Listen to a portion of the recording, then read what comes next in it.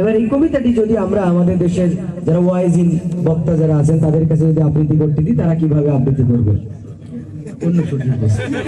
আমার কবি বলেছেন, ওই দেখা যায় তাল গাছ ওই আমাদের গা, ওইখানেতে বাস করে গো কানা বগির। আমি বগিরে জিজ্ঞাসা করলাম, ও বগি তুই খাস কি? পান্তা ভাত চাস কি? বগি কান্দা কান্দা কই, পান্তা আমি খাই না, পুঁটি মাছ পাই না, একটা যদি পাই গো অমনি ধইরা গাপুস গুপুস খাই। এই কবিতাটি ওটা শেষ ফিনিশ হয়েছে। এই কবিতাটি যদি আমরা আমাদের দেশে যারা কারি সাহেব হুজুর অনেক চমৎকার করে তেলাওয়াত করেন তাদের কাছে যদি আমরা আবৃত্তি করতে দিই, তারা কিভাবে আবৃত্তি করবে? ওই দেখা যায় তাল গাছ ওই আমাদের গা, ওইখানেতে বাস করে কানা বগির ছা। এবার এই কবিতাটি যদি আমাদের দেশের রাজনৈতিক মঞ্চে দাঁড়িয়ে অনেকেই গলা ফাটিয়ে বক্তব্য দেয়, আমরা যদি তাদের কাছে আবৃত্তি করতে দিই, তারা কিভাবে আবৃত্তি করবে? সংগ্রামী ভাই বন্ধুগণ, ওই দেখা যায় তাল গাছ ওই আমাদের গাছ, ওইখানে তো বাস করে কানা বগির ছা। ঠিক কিনা ভাইরা? এবার এই কবিতাটি যদি আমাদের দেশের একজন শিল্পী আছে হাসান অথবা সোহাগের কাছে যদি আমরা পাঠাই, তারা আবৃত্তি করলে কিভাবে বলবে তাদের মতো? ওই দেখা যায় তাল গাছ ওই আমাদের গা, ওইখানেতে বাস করে কানা বগির ছা। ঠিক কিনা? এবার এই কবিতাটি যদি আমরা আমাদের দেশের সেই হারিয়ে যাওয়া কাউয়া কাকুর কাছে যদি পাঠিয়ে দিই, তিনি আগে বলবেন, রোড ঘাট ফেটে গেছে, এটা আমি দেখিনি চোখে, তারপরেও বলবো আমাকে কেউ ফাটা কেষ্ট বলবেন না। পদ্মা সেতু কিন্তু হয়েই গেল, মেট্রো রেল হয়েই গেল, কবিতা কি একটি শোনাবো? ওই দেখা যায় তাল গাছ ওই আমাদের গা, ওইখানেতে বাস করে কানা বগির ছা। এনি রাজনীতি করার কিছু নেই।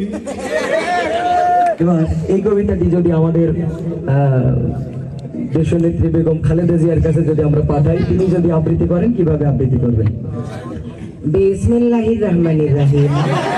প্রিয় দেশবাসী, আসসালামু আলাইকুম।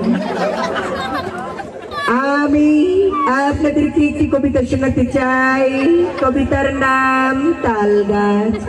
ওই দেখা যায় তাল গাছ ওই আমাদের গা, ওইখানেতে বাস করি কানা বগির ছা। আমরা বলে দিতে চাই, ও বগি তুই খাস কি? পান্তা ভাত চাস কি?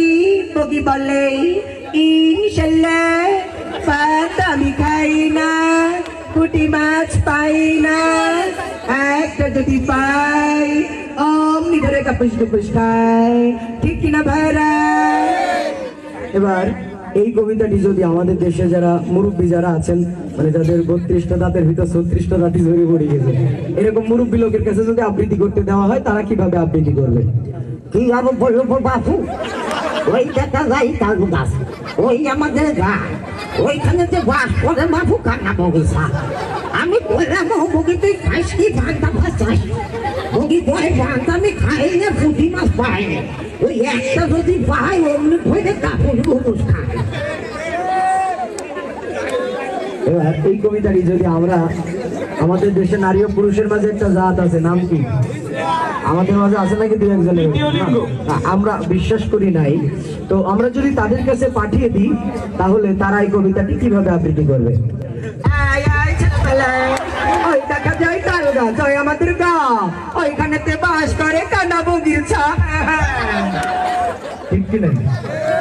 এবার যেহেতু আমার নোমান ভাই বলেছেন যে আমাদের কুয়াকাটা হুজুরের সুরে একটু বলার জন্য, না আমরা এটা বাদ দিই।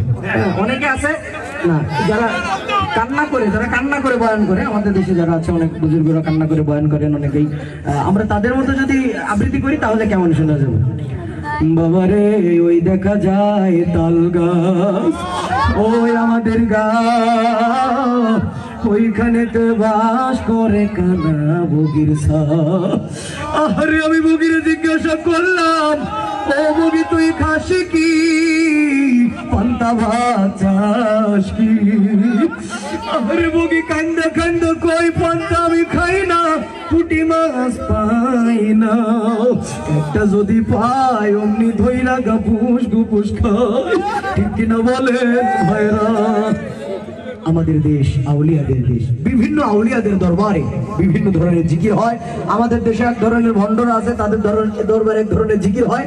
আমরা যদি তাদের কাছে পাঠাই এই কবিতাটি, তারা কিভাবে বলতো? ওই দেখা যায় তাল গাওয়াত হইয়া আমাদের গাওয়া, ওই কানেতে বাস করে কান্না বগির সাওয়া।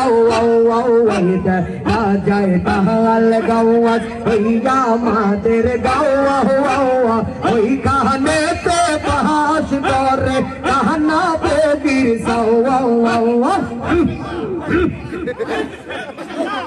ইসলামের ভিতরে যে শান্তিপূর্ণ বিনোদন আছে, এটা বিশ্বাস করেন আপনারা?